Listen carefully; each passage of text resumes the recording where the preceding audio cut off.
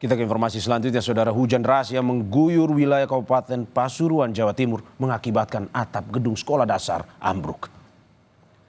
Insiden gedung sekolah ambruk terjadi di SDN Petung 3, Desa Petung, Kecamatan Pasrepan, Kabupaten Pasuruan, Jawa Timur.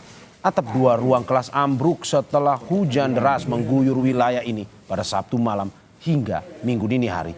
Atap kelas runtuh pada Minggu pagi. Saat itu, suara keras tiba-tiba menggema di sekitar permukiman dan ternyata bersumber dari atap sekolah yang ambruk.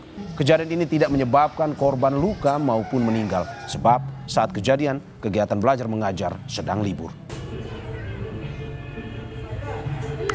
Memang ada tanda-tanda plafon itu sering bosok gitu loh. Jadi kemarin sudah saya perbarui. Saya nggak tahu kalau yang atapnya mungkin yang itu tadi parah. Jadi akhirnya itu jebol itu. Harapan saya pemerintah segera menindaklanjuti untuk segera membangun SDN Petung 3 ini agar pembelajaran segera berlangsung.